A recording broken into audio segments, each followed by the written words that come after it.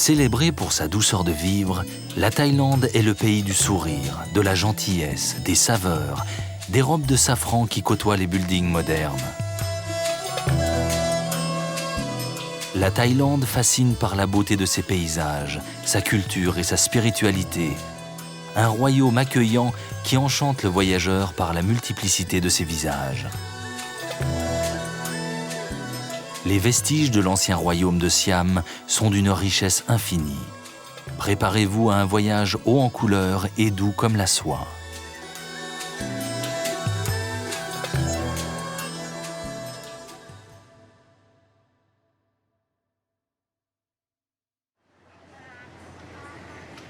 Bangkok, la capitale du royaume de Thaïlande, fait partie de ces dragons d'Asie dont la croissance économique est spectaculaire. Avec près de 8 millions d'habitants, la ville montre plusieurs visages, marqués par une longue histoire. Récemment, les quartiers de Siloam et de Siam Square ont pris des dimensions impressionnantes. Des centres commerciaux à l'architecture sophistiquée rivalisent dans le gigantisme.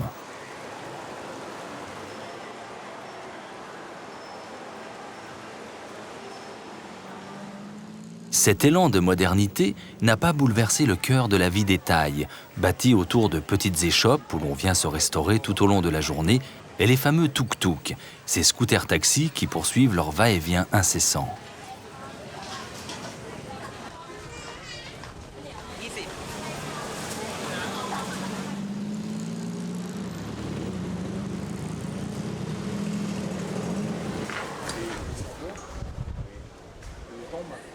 Au centre de Bangkok, le temple de Wat Po, avant de posséder la plus vaste collection de Bouddhas de Thaïlande, était un des tout premiers centres d'éducation publique.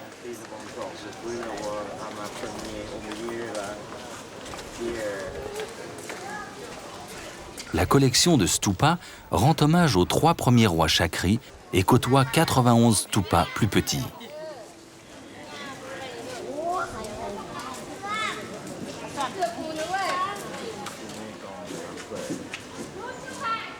Le Wat Po compte également une bibliothèque qui conserve un vieux Tripitaka, qui rassemble des écritures saintes du bouddhisme. Le Bouddha couché avec ses 46 mètres de long se sent presque à l'étroit dans ce bâtiment. La statue a été modelée en plâtre sur une structure en briques et dorée à la feuille. Des incrustations de nacre ornent les yeux et les pieds, ceux-ci détaillent 108 caractères bienveillants d'un Bouddha.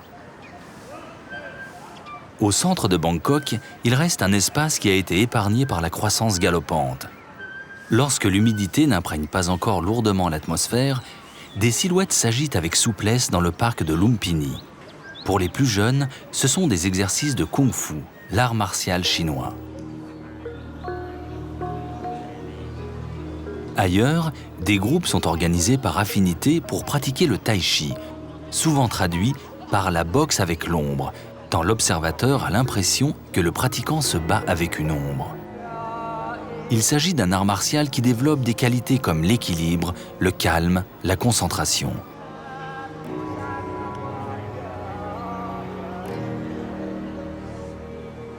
Le Wat Phra Kao abrite le Bouddha d'émeraude. L'édifice jouxte l'ancienne résidence royale.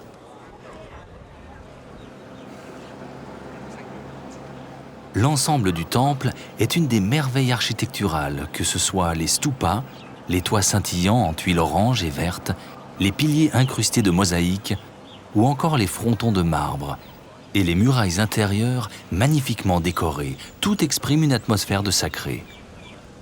Le site demeure un lieu de pèlerinage recherché depuis 1782, année où Bangkok devint la capitale de la Thaïlande. Le bâtiment qui abrite le Bouddha est somptueusement décoré, gardé par un couple de géants mythologiques. Tout y est finement ciselé. Seuls les bouddhistes ont accès à l'intérieur du temple qui abrite le Bouddha d'émeraude, dont la taille ne dépasse pas 75 cm, mais qui est la représentation de Bouddha la plus vénérée en Thaïlande. Le Grand Palais est l'ancienne résidence royale, parfaitement entretenue. Il accueille régulièrement des chefs d'État en visite. Plus de 100 bâtiments représentent 200 ans de royauté et d'innovations architecturales.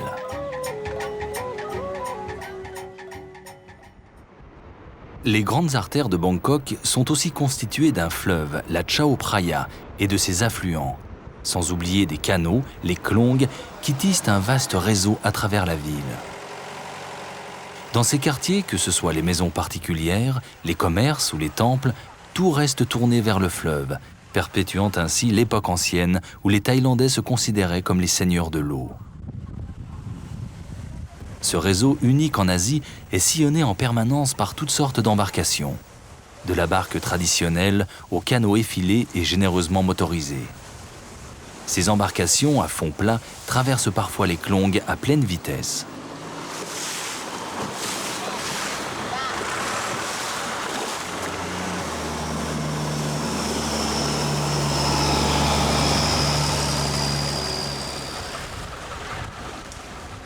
Les maisons thaïlandaises, sur terre ou au bord des klongs, sont presque toujours sur pilotis. À cela plusieurs raisons. La mousson, qui peut brutalement faire monter les eaux, mais aussi la chaleur, car la circulation de l'air sous les maisons les rafraîchit, et les pièces sont ainsi moins accessibles aux animaux.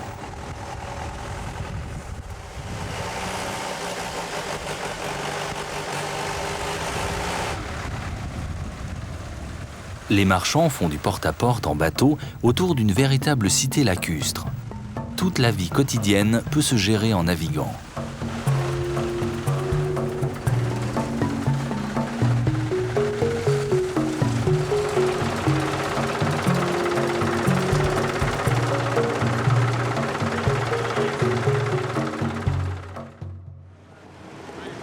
Pour un œil occidental, la transition n'est pas évidente. Mais le voyageur avisé décèlera tout de suite les senteurs épicées de la cuisine chinoise qui marquent l'arrivée dans Chinatown, le quartier chinois.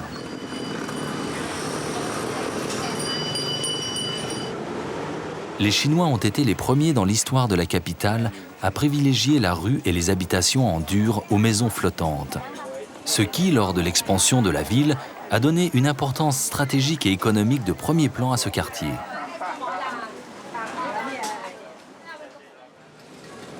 Pak Klong, le marché aux fleurs, est tout aussi exaltant pour les sens. Les fleurs de lotus sont bien entendu en vedette, elles sont aussi bien utilisées pour la décoration que pour des rituels de prière et d'offrande dans les temples.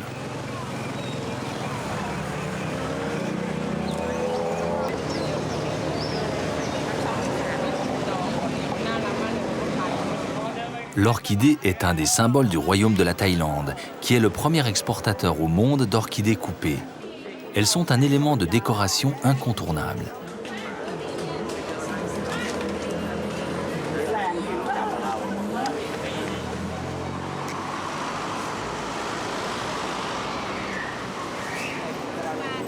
Certaines traditions culinaires peuvent laisser perplexe, mais dans la rue, on adore grignoter autour de petites échoppes des grillades d'abats, des fritures de grenouilles, voire encore des cigales, des sauterelles ou des vers à soie.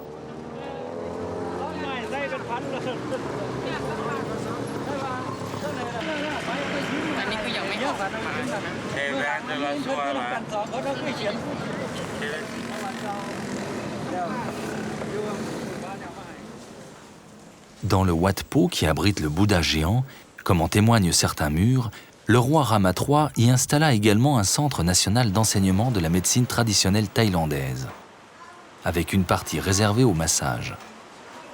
Aujourd'hui encore, tous les spécialistes du massage traditionnel se forment au Wat Po, qui est la référence en la matière.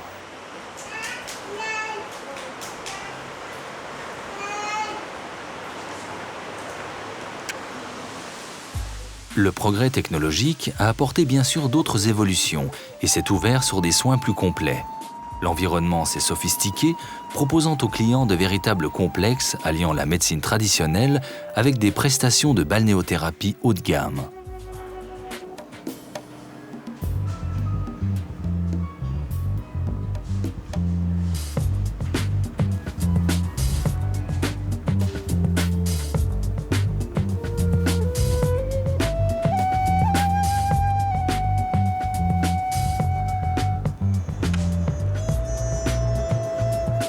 Le dôme, au sommet de la State Tower, est à l'image du boom économique de ces dernières années, sophistiqué, inattendu, dominant la ville à près de 260 mètres de haut, un lieu à la mode qui permet de prendre toute la mesure de l'expansion de la ville.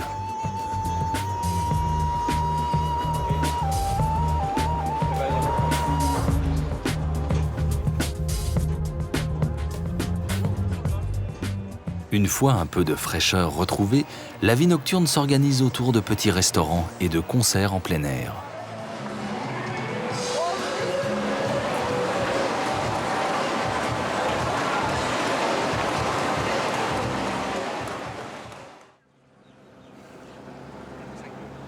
À 80 km de Bangkok, Ayutthaya fut la capitale du royaume de Siam du XIVe au XVIIIe siècle.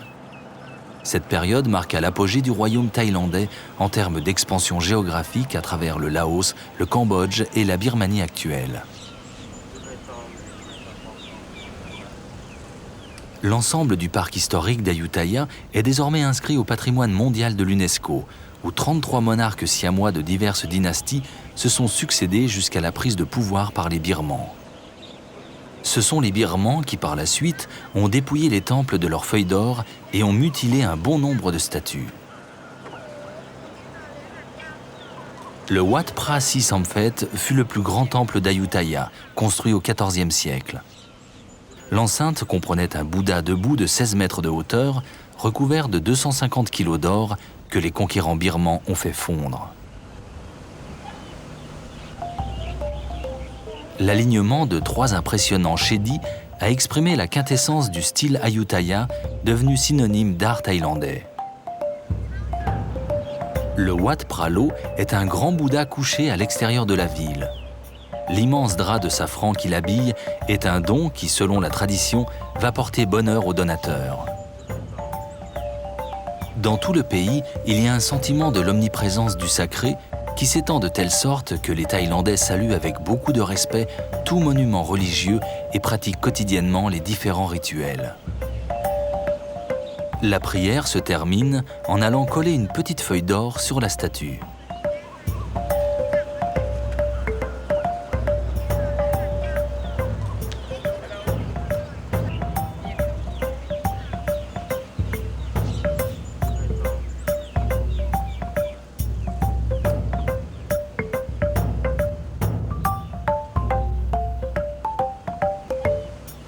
Sur les rives de la Mae Nam Chao, les ruines de la tour et des chedis du Wat Chai Watanaram ont été restaurées et permettent de retrouver toute l'allure et la savante géométrie de l'époque.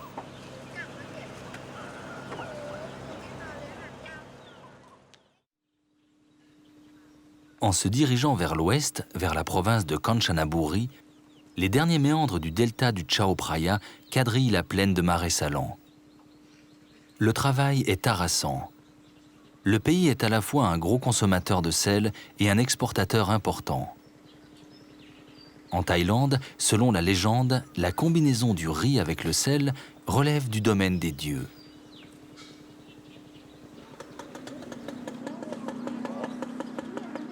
Le delta laisse de larges espaces à la Chao Phraya, beaucoup plus tranquille et paisible que dans les dédales de la capitale.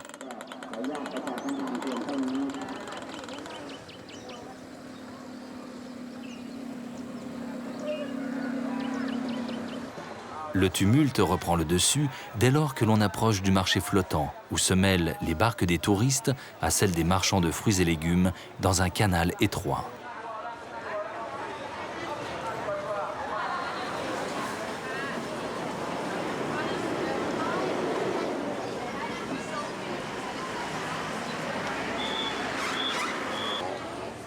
Les petites bananes frites sont une douceur très recherchée par les Thaïs, et le pays en cultive une vingtaine de variétés.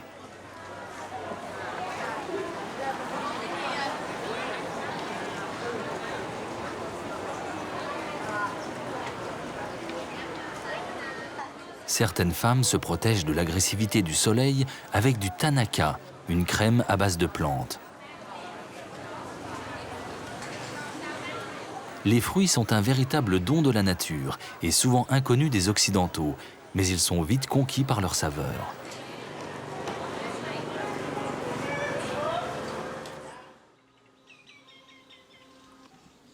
Le temple de Wat Ban Kung a la particularité d'avoir été recouvert par un arbre pipal qui l'a complètement enveloppé avec ses racines. Au fil des siècles, les racines ont constitué une véritable carapace qui abrite et protège une statue de Bouddha recouverte de petites feuilles d'or.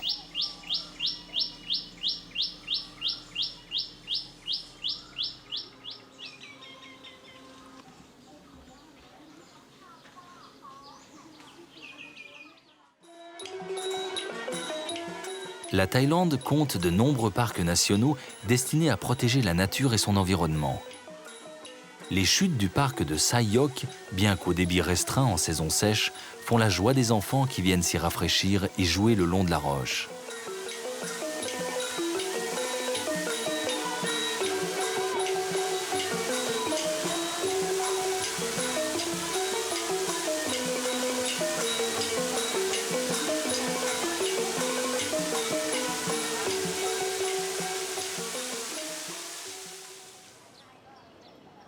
Le pont de la rivière Kwai n'attirerait pas tant de visiteurs s'il avait été construit dans des conditions moins dramatiques.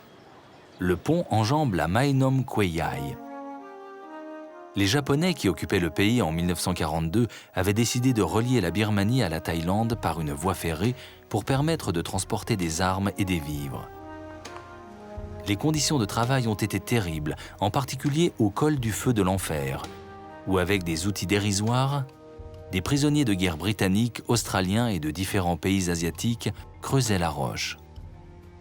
Aujourd'hui, cette forêt de bambou est un lieu de recueillement à la mémoire des 90 000 prisonniers qui ont péri dans la construction de cette ligne.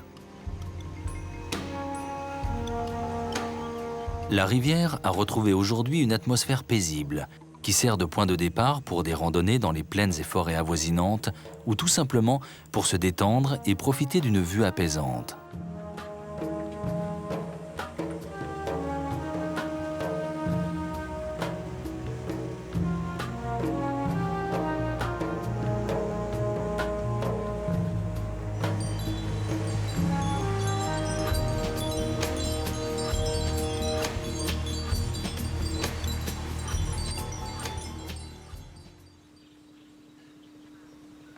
Le riz est l'une des principales cultures de la Thaïlande, qui est le premier exportateur mondial. Selon la plupart des connaisseurs en Asie, le riz thaï est le meilleur de la planète. Cette céréale occupe également une place majeure dans la culture gastronomique du royaume et sa culture fait bien entendu l'objet de toutes les attentions.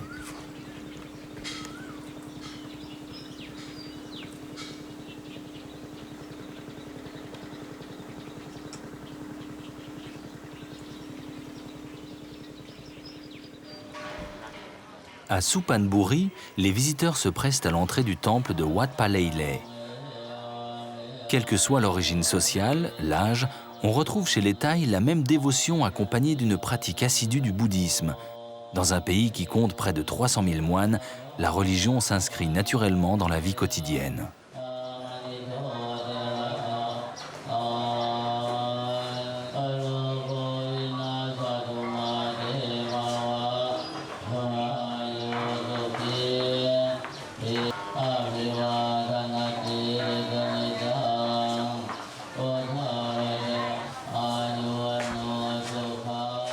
Suphanburi, connu au XIIIe siècle comme Hutong, a été influencé par plusieurs mélanges de styles Mon, Khmer et local.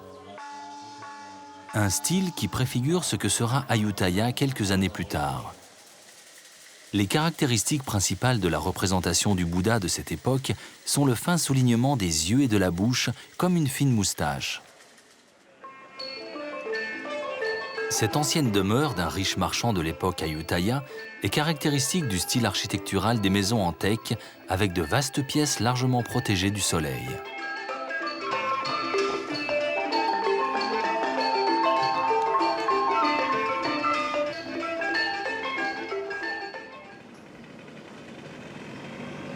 Plus bas, sur la rivière, à Samchu, les anciens perpétuent les traditions.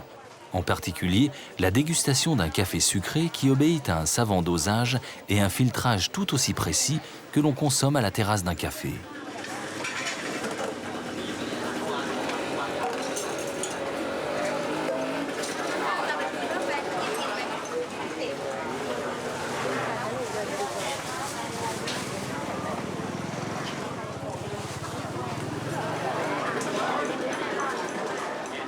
Sur les étals, le poisson est abondant.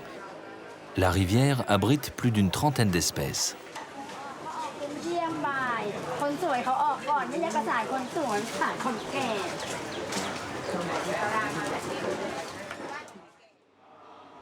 Le Wat Tasung, près d'Uthai Thani, date pour une partie de la période Ayutthaya. Des éléments plus contemporains se sont ajoutés au fil de l'histoire, mais très finement décorés. À l'intérieur du temple, tout est en brillance et en reflets. Il s'agit de la première représentation de Bouddha. Ce sont les moines qui à la fois impriment un courant de pensée à l'ensemble du site, initient des disciples à certaines formes de méditation et décident de la composition de l'ensemble du site. Les lieux d'enseignement, la bibliothèque encore en construction, sont tout aussi superbes. Chaque temple n'est financé que par les dons des fidèles.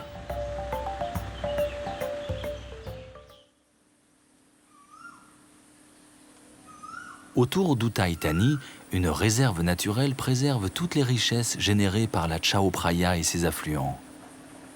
Dans le village de Banan Thapo, on retrouve surtout une minorité ethnique venue du Laos il y a 300 ans, les Laos Krang.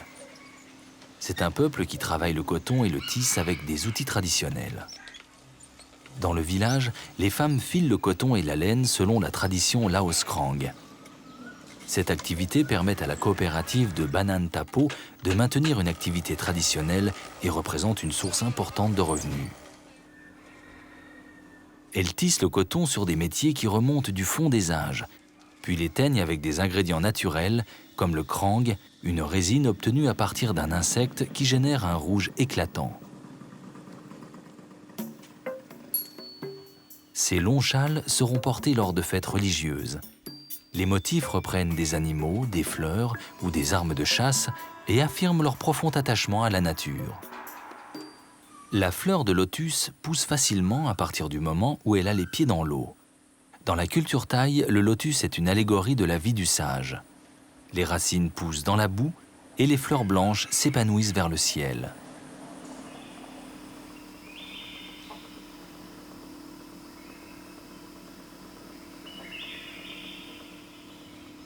Les champs de riz ont eux aussi besoin de beaucoup d'humidité. Les pieds baignent en permanence dans l'eau. Certaines régions effectuent parfois 2 à 3 récoltes par an. Le manioc, lui, se cultive sur des plaines plus arides et sa production est essentiellement destinée à l'exportation. Protégé par d'imposantes falaises, à Lansak, une forêt primaire abrite un palmier endémique qui nous fait remonter très loin dans le cours de l'histoire. Les arbres, les plantes n'ont pas bougé depuis plusieurs siècles, renouvelés par un cycle immuable. Seules les grottes se sont érodées et contribuent à donner au lieu une atmosphère d'un autre âge. Pigeons et chauves-souris se partagent les lieux préservés de toute civilisation.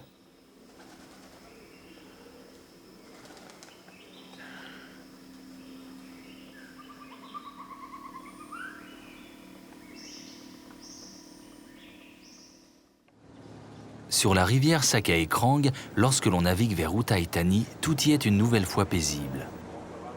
Les pêcheurs vivent sur la rivière dans des maisons autour desquelles certains élèvent des poissons dans des bassins protégés.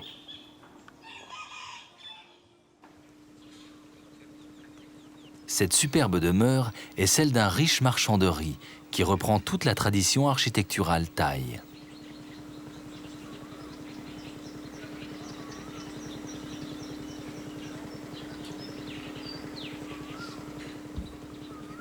Les dernières grandes jonques qui sillonnent encore la rivière avaient jadis les cales qui débordaient de riz.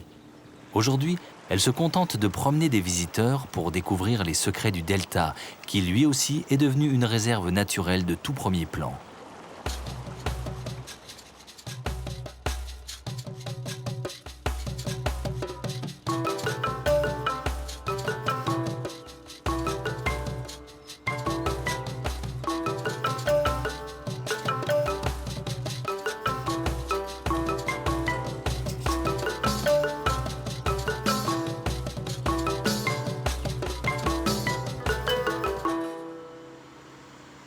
Kampong Phet annonce la proximité de Sukhothai, l'ancienne capitale du royaume.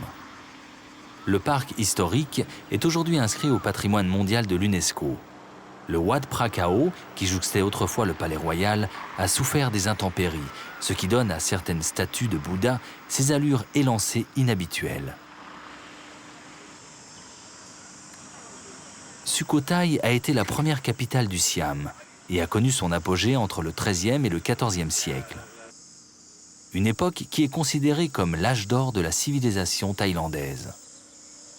Durant ces 200 ans, le souverain le plus célèbre fut le roi Rama Kammeng, qui mit au point les premiers caractères d'écriture thaï en modifiant l'écriture sri-lankaise. Ces écrits sont considérés comme l'origine de la littérature thaï. Le Wat Maha That est le plus grand temple de Sukhothai, avec un chedi principal. Malgré les années, la finesse de l'architecture et les perspectives des différents éléments du sanctuaire royal donnent une atmosphère de paix. Une invitation à la méditation, comme le suggèrent les nombreuses représentations de Bouddha.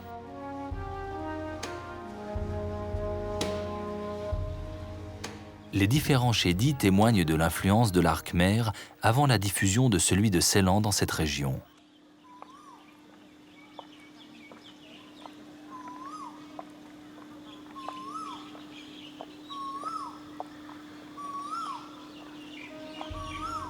Toujours baigné par une nature splendide, le Wat Sisawai et ses 3 pagodes de style khmer fut édifié dans le style hindou.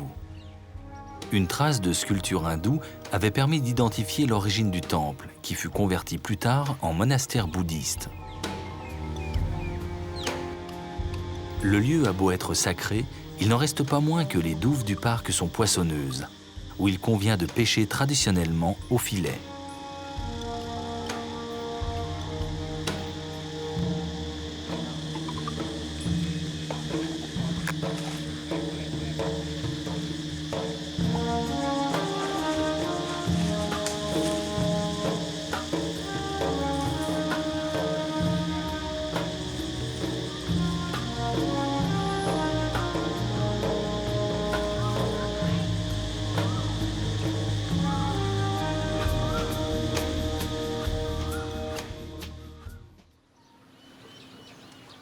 En poursuivant notre route vers le nord, Lampang, cet ancien centre de négoce du teck, abrite un des plus beaux temples en bois de style Lana dans le nord de la Thaïlande. Le Wat Phra That Lampang Luang a été construit par le roi de Chiang Mai au XVe siècle. Et tout porte à croire qu'il s'agit de la plus ancienne construction en bois du pays. Derrière le temple, le chedi a été érigé en 1449 et fait 45 mètres de haut. La partie la plus spectaculaire est cette vaste salle de prière soutenue par des piliers en teck et finement décorés. Des fresques du début du XIXe siècle représentent des jatakas, des récits des vies antérieures de Bouddha.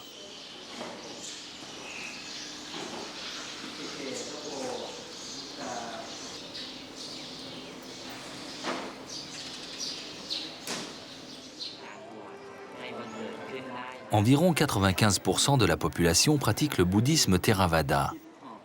Socialement, il est du devoir de tout homme de passer une brève période de sa vie comme moine, de préférence à la fin de ses études. Aujourd'hui, au Wat Sri Chum se déroule une grande cérémonie d'ordination pour des novices.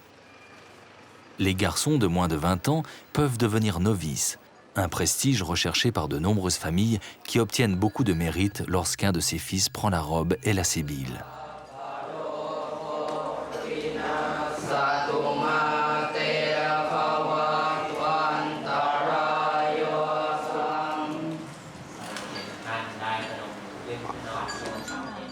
L'école est obligatoire et gratuite jusqu'à l'âge de 13 ans.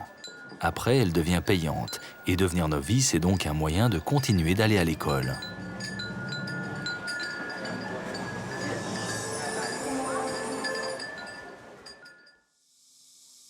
Les éléphants comptent parmi les principaux symboles de la culture thaïlandaise. 2 raisons expliquent sa place dans l'imaginaire thaïlandais. D'une part, il a toujours été l'animal de trait par excellence dans les fermes comme dans la jungle. et d'autre part, le troupeau d'éléphants constituait l'arme suprême des armées d'Asie avant l'apparition des chars et autres armes lourdes.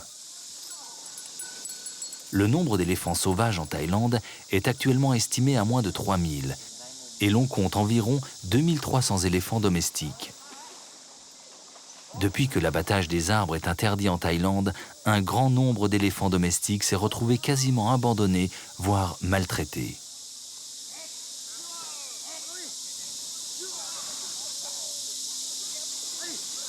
Dans ce centre, les éléphants sont accueillis et soignés pour la plus grande joie des visiteurs, pour qui ces pachydermes restent un spectacle fascinant.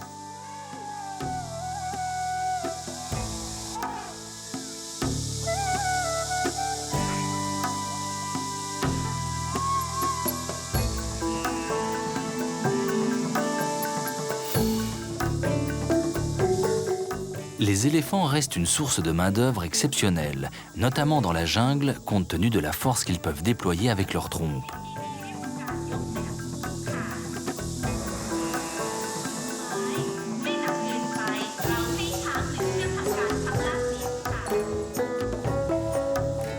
Si dans certaines régions, le nombre des naissances d'éléphants a tendance à remonter, les spécialistes essaient de favoriser les naissances en captivité pour tenter de préserver l'espèce.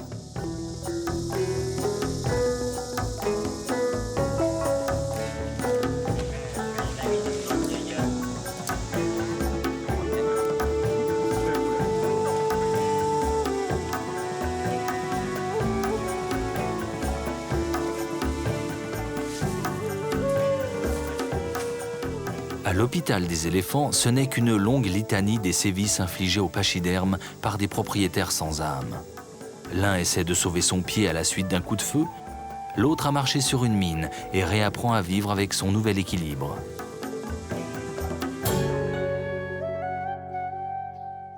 En se rapprochant de Chiang Mai, dans le village de Lamphun, ce temple construit au XIe siècle possède un des 8 stupas les plus vénérés de Thaïlande. Il était resté à l'abandon jusqu'à ce que Kruba Siwichai, l'un des moines les plus renommés du royaume, décide dans les années 1930 de le faire restaurer.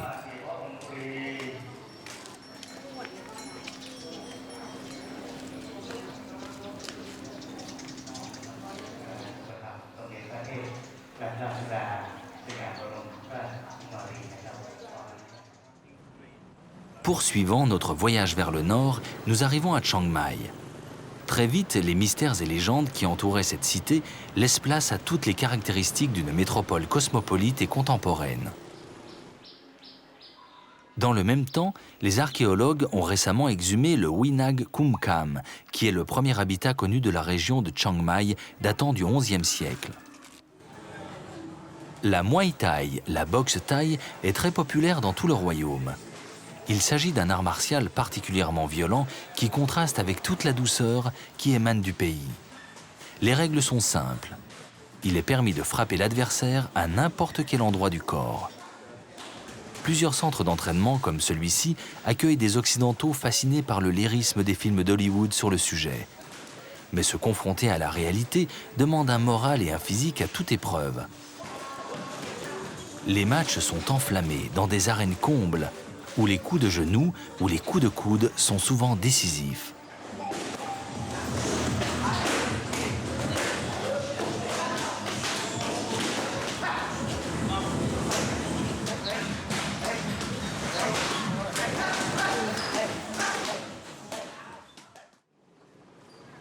Au lever du soleil, les Thaïs se pressent autour du marché qui déborde sur les trottoirs. Ils viennent faire leurs courses, mais aussi pour nourrir les moines, qui sont complètement dépendants de la population laïque. Cette offrande de nourriture fait partie des bonnes actions qu'un fidèle doit régulièrement accomplir. Ces actes de charité seront comptabilisés pour la prochaine réincarnation. À l'occasion d'une nouvelle entaille, les dignitaires religieux de la région et les notables se retrouvent autour d'une prière commune.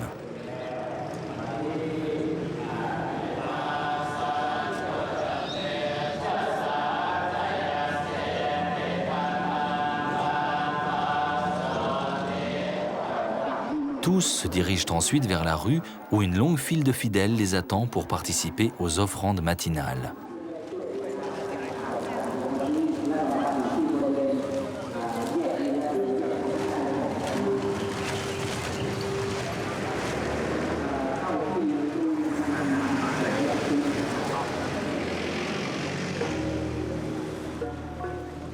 Des assistants permettent d'alléger au fur et à mesure les moines de leurs offrandes.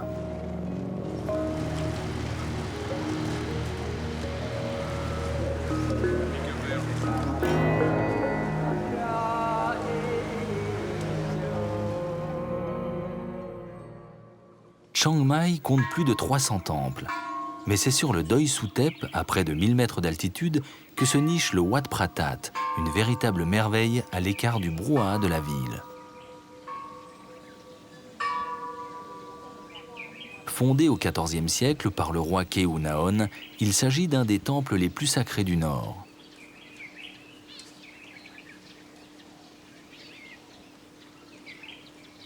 Comme pour une majorité de temples en Thaïlande, ils sont régulièrement restaurés grâce aux dons des visiteurs et des fidèles.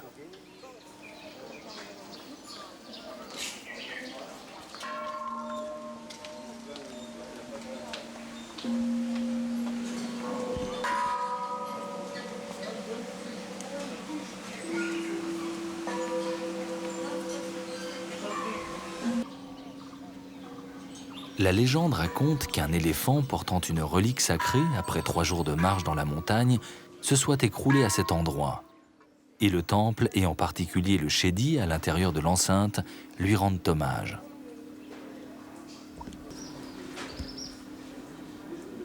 Le Chedi recouvert d'or est entouré d'un corridor en marbre sur lequel les visiteurs effectuent leur circumambulation avec dévotion.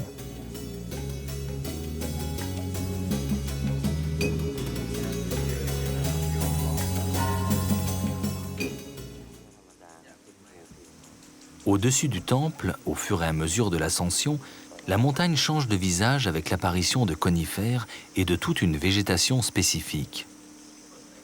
Le parc naturel qui tente de préserver le reste de la montagne compte 300 espèces d'oiseaux et plus de 2000 espèces de fougères et de fleurs. Des plantations de café occupent les plateaux ensoleillés.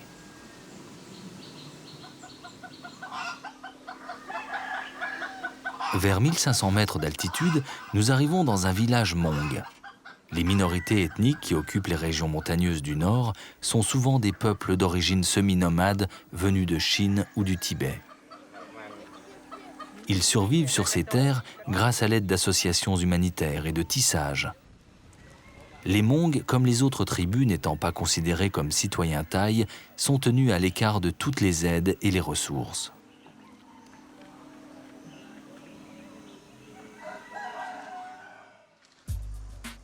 La Thaïlande est le premier exportateur de fleurs d'orchidées coupées.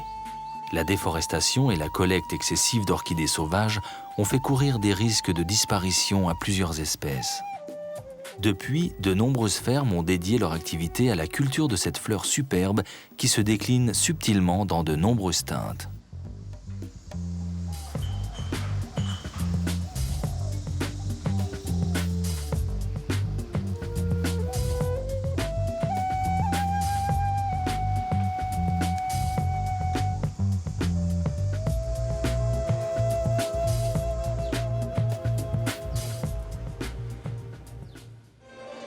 Suivant les régions, les mélodies des musiques traditionnelles se font plus pastorales au centre du pays pour être plus dépouillées dans le nord.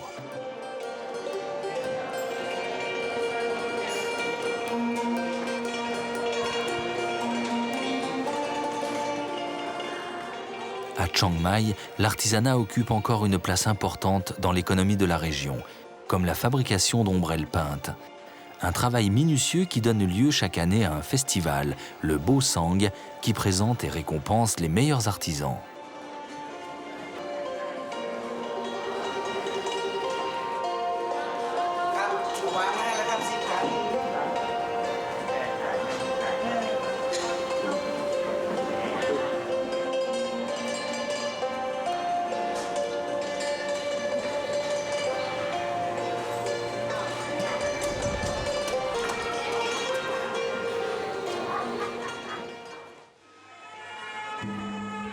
L'expression des mains des danseuses a toujours fasciné le visiteur. Les gestes des mains sont appelés mudras et ont une valeur explicative importante, car ils permettent aux spectateurs avertis de lire une danse, un langage qui se transmet au fil des générations.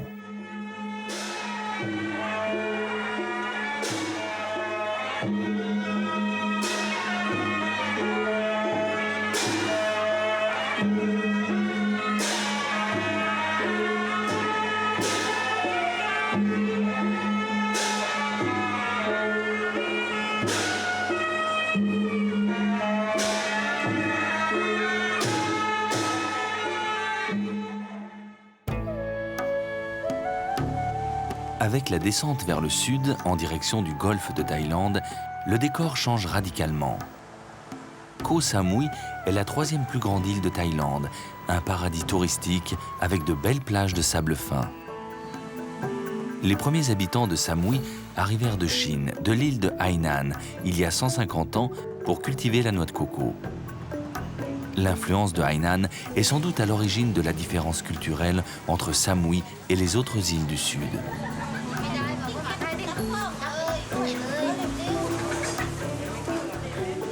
Lorsque la mousson vient à rafraîchir l'atmosphère, c'est le moment d'aller au Bangrak Market, un marché où bien sûr la noix de coco est omniprésente, mais où fruits et légumes abondent également. Chaveng est aujourd'hui un des sites les plus fréquentés de l'île, avec une rue principale toujours très animée de jour comme de nuit. Mais ce qui fait la réputation de Chaveng, ce sont aussi de longues plages qui se découpent au rythme de plusieurs baies avec des récifs de coraux recherchés.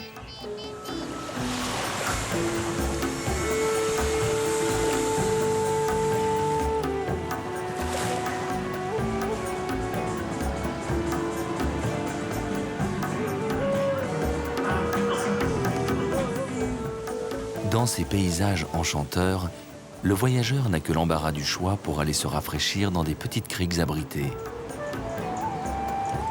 C'est dans ce cadre luxuriant que viennent se nicher des centres de relaxation et de balnéothérapie.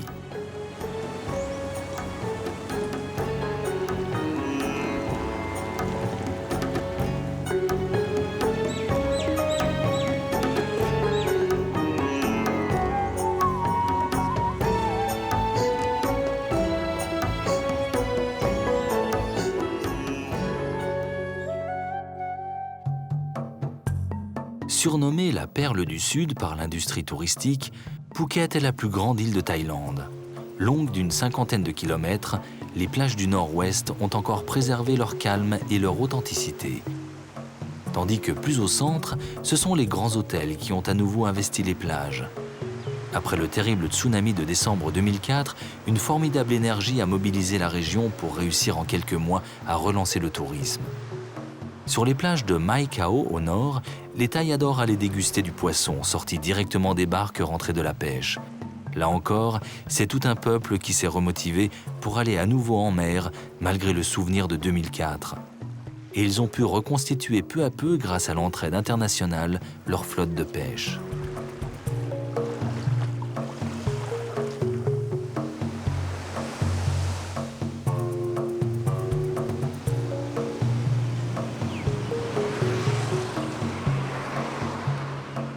Patong Beach, de son côté, ne semble ne s'être jamais départi de son dynamisme et de son penchant pour la fête. La vieille ville conserve des exemples d'architecture sino-portugaise, caractérisée par des maisons de négoce à 2 étages où Malais, Chinois et Portugais commerçaient avec les Indiens et les Arabes.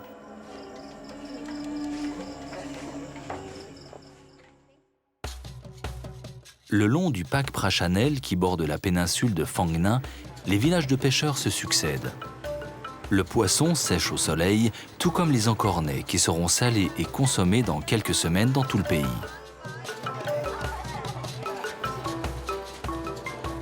Ce sont les femmes d'une communauté birmane qui s'occupent de la salaison et du conditionnement. Les parfums dominants sont à la hauteur des surfaces consacrées au séchage.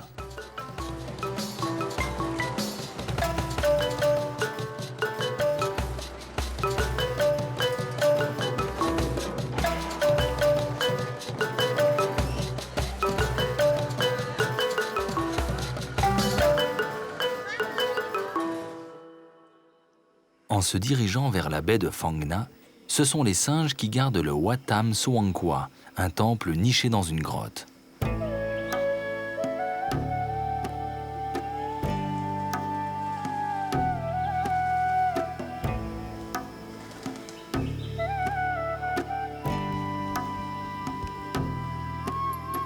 Dans le sanctuaire troglodyte, une grande caverne abrite un Bouddha couché de 15 mètres.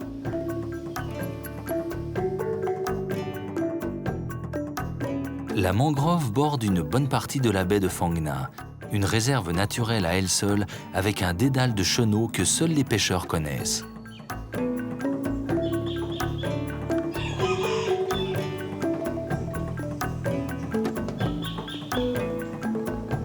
Dans la mangrove, comme sur les rivières, les pêcheurs habitent dans des maisons flottantes. Les eaux offrent une profusion de poissons, ainsi que de nombreuses variétés de grenouilles, sans oublier les varans qui se cachent habilement derrière la végétation.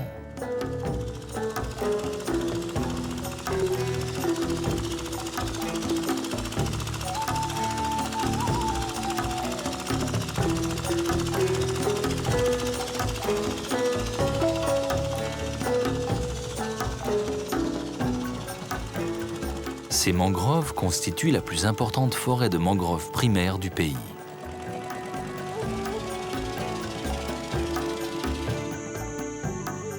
À proximité de la mer, le temps a creusé des grottes calcaires dans la roche, dont certaines forment des tunnels étranges d'où s'envolent des chauves-souris.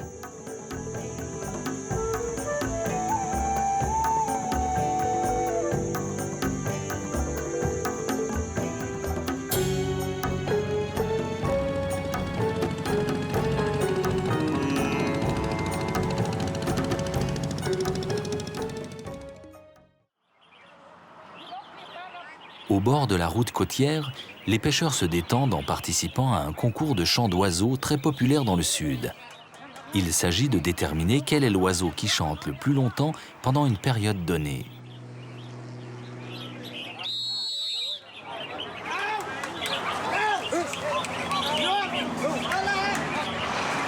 On peut s'interroger sur la capacité des juges à percevoir les chants entre les rumeurs de la route et les cris d'encouragement des propriétaires. L'enjeu est de taille. Le premier prix est un scooter flambant neuf. Le deuxième prix, un système de télévision par satellite.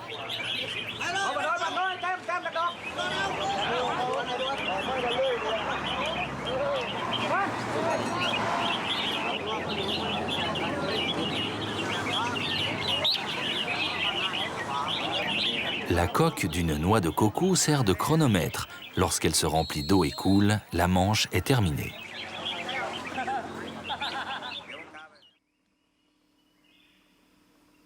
En se dirigeant vers Krabi, les falaises calcaires se succèdent, lacérées par les pluies torrentielles de la mousson.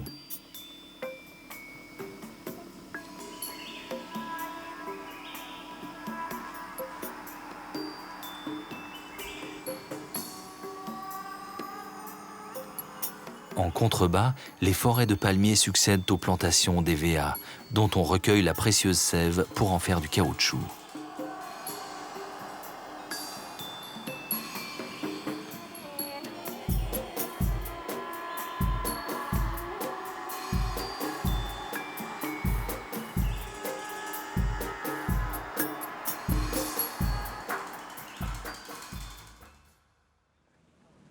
Les plages de Krabi donnent sur un chapelet d'îles qui autrefois servait de repère aux pirates asiatiques. Dans cette région durement touchée par le tsunami, les pêcheurs ont mis du temps à reprendre la mer et retrouver des touristes pour leur faire découvrir les trésors cachés de leurs îles.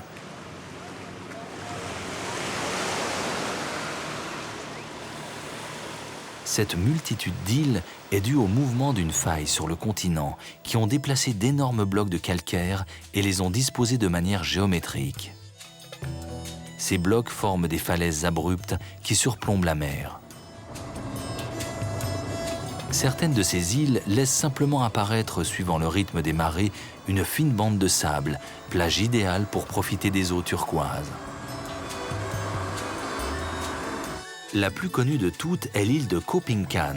L'île penchée est surnommée île James Bond, depuis le tournage d'un film de la célèbre série 007.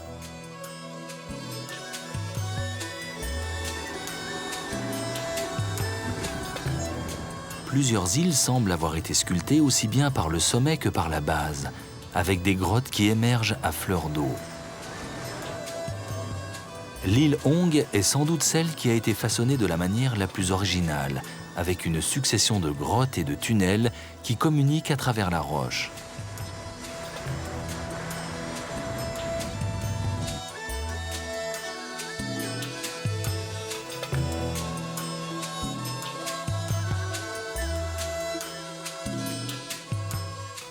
L'île de Koh Phangan est peuplée essentiellement de pêcheurs musulmans.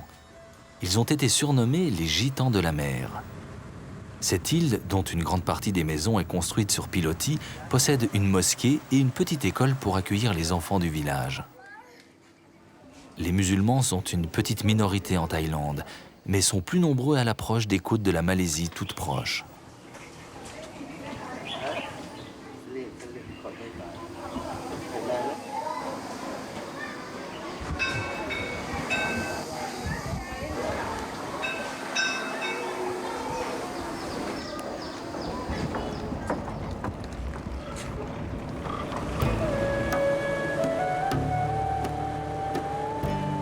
La Thaïlande ne se dévoile qu'au fur et à mesure. Elle a encore tellement d'espace à nous faire découvrir, de douceur à nous faire partager, qu'il faudrait déjà songer à y retourner.